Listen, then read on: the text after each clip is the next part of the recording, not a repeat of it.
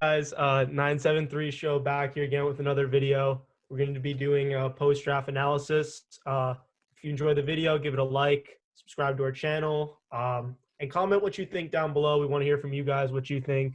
So without further ado, let's get to it. All right, so let's just start here. The draft was a little different this year because the COVID-19 spread, but didn't affect the players at all. They all look like they were having a great time. We're gonna do a little grading the team's picks real quick. So we're gonna start with the Giants pick, Andrew Thomas out of Georgia. Well, I like the Giants pick. I would give it a B plus.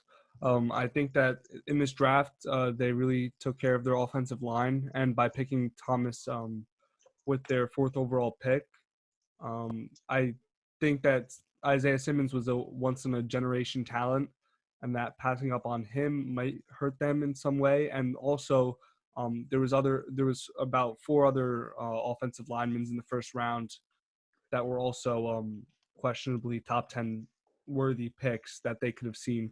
So I really like how they addressed the tackle position. So I give it a B plus. All right, Zach, what do you think of the pick?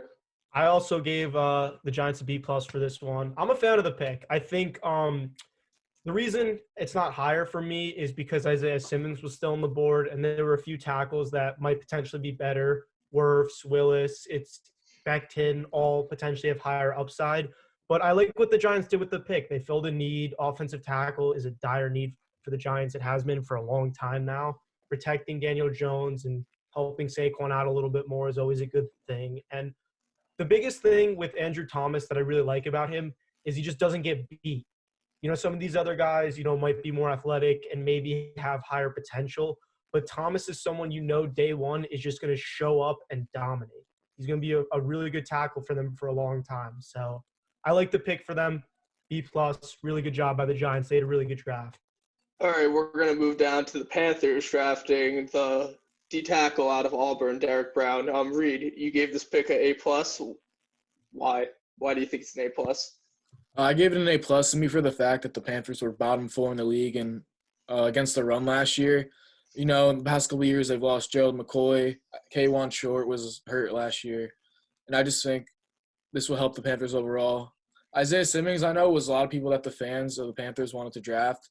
But when you think about it, I think the biggest need was beefing up that D-line. So that's why I gave it an A plus. Hey, I can't go against it. I gave it an A minus. I gave it an A minus for the only reason is Isaiah Simmons was on the board, and I mean, not everybody might agree with this. Not every analyst may agree with this, but we're all huge fans of Isaiah Simmons, and we all think he's going to be amazing. But to address the defense, and by the way, the Panthers drafted all defensive players, which is a bold strategy. But to address defense was a great investment by Coach Rule. And they're gonna hopefully makes progress on the defensive side because that's where they struggled last year. Sure. We're gonna go back to the NFC East real quick, and we're gonna go to Jalen Reagor and Zach. We know you weren't happy about this pick on draft day. We all thought Justin Jefferson was gonna be an Eagle. What grade did you give Reagor? I'm giving the Eagles a D, and I'm not saying his name. You won't ever hear me say his name. Just it honestly. Justin Jefferson, dude, had 100 catches in the SEC, an absolutely phenomenal talent coming off an incredible year. It made all the sense in the world for them to draft Jefferson there. And you know what? If you didn't want Jefferson and you were really sold on who they drafted, they could have traded back and he definitely would have been there. I just look at him. He's a shorter receiver. He's skinnier. He doesn't even weigh 200 pounds. And I know the speed is enticing, but he to me, he's an Aguilar clone. He's athletic, but his main issue is dropping passes. I know that sounds really familiar to Eagle fans, and it should. I'm not a fan of the pick at all. I think they tried to get too cute, and they looked past just getting the best guy on the board in Jefferson because he's going to be successful in the NFL. Instead of drafting a question mark who's probably going to struggle with injuries and probably isn't going to be anywhere near as productive as Jefferson. So, Diag, so what do you think about Reagor? Higher grade or no? A little bit higher. I give the Eagles pick a C. I like how they addressed the wide receiver position. I just don't think that they addressed the right person at the pick available. I liked Justin Jefferson better than Reagor, And I also liked Brandon Ayuk better than Jalen Rager. So I think they could have went with those two players before him. I think the taller receiver would have been a better move for them. He does remind me a lot of Nelson Aguilar, and just that doesn't go well if you compare the two. So, and Yeah, also, if you want to see Zach's reaction, go to our TikTok, and then the link is in our description. You throw it in this video too, eh?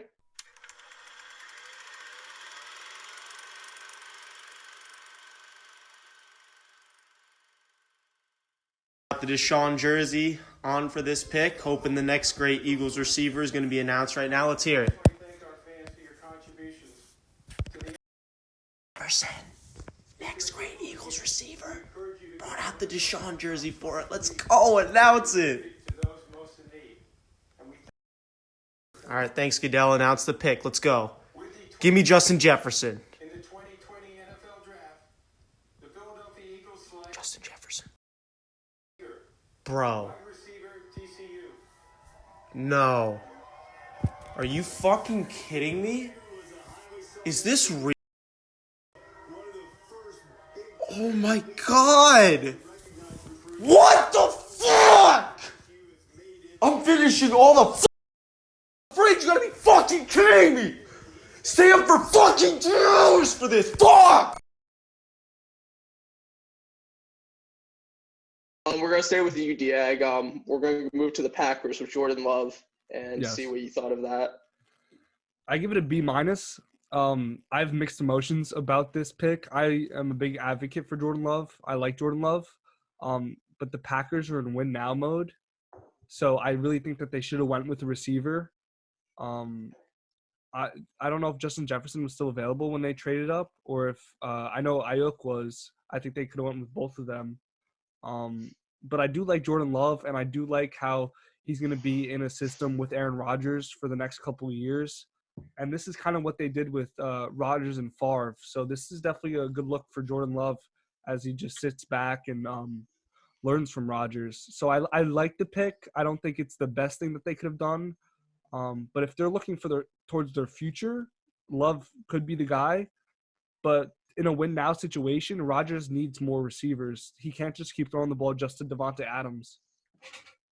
See, you brought up Favre and Rodgers, and I find that pretty funny because I feel personally that Rodgers, they did not reach a Rodgers. Rodgers fell into their lap. But this year, the Packers drafted Jordan Love with what was it, the 23rd pick? It was the 23rd pick, right? I think so. What were they thinking? Come on, you're in win now mode, and you just pissed off your star player. Aaron Rodgers is pissed that they drafted Jordan Love instead of a skill position. They're not. I'm giving this pick a D. It was an awful pick on the Packers side.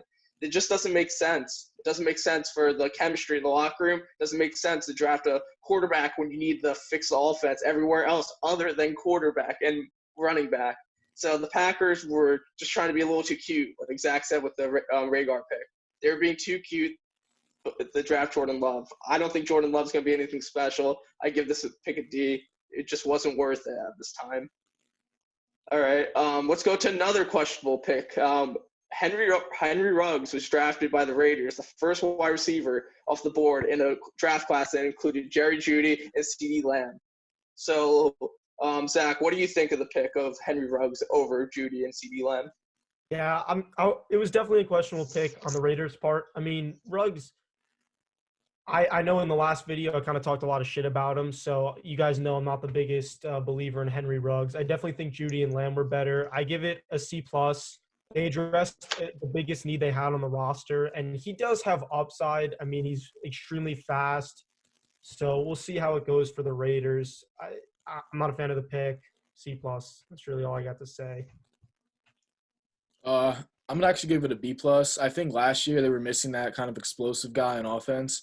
You know, Tyrell Williams and Hunter Renfrow were nice players, but they really missed that last year. And I kind of think Antonio Brown hurt them in the offseason when he left. And also in a division with Sammy Watkins, Tyreek Hill, Nico Hardman, they just need that guy who can also like compete with them too. I think it was I just got to ask both Zach and Reed. So you think drafting Ruggs over Jeudy and CeeDee Lamb was a better pick? I'm just out of curiosity. I think they should have went. I think CD was the best available. But Absolutely, yeah. still, yeah. Okay, so I just wanted to clarify I that. think Judy is better. CD is definitely better. And honestly, my opinion, I think Jefferson will have a better career too. All right. We're going to move on to the 32nd pick of the draft right now with Clyde Edwards-Helaire. I mean, no one expected him to be the first running back off the board, and I'll be the first one to say I love the pick. I'm an LSU fan, always been an LSU fan. This man is a bowling ball plus a Darren Sproles-like player. He's amazing. He's going to fit into the Chiefs system perfectly. The only reason I'm giving it a B+ is you did have J.K. Dobbins. You did have Jonathan Taylor still on the board. So it was a little bit of a reach, but it was a great pick because I think it fits right into the KC's scheme. And I think he will have a great career there. Zach, I think you think the same as me. Let's hear it, though.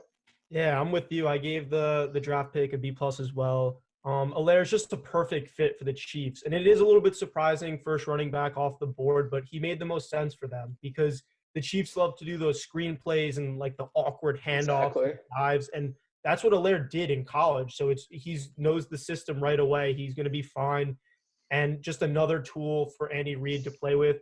The reason I gave it a B+ is because I feel like it's a little bit of a luxury pick. It's not really a need for the Chiefs. They really needed a cornerback. Definitely needed a linebacker. And I feel like if Helaire was their guy, and he definitely is, they probably could have traded back potentially and still gotten him.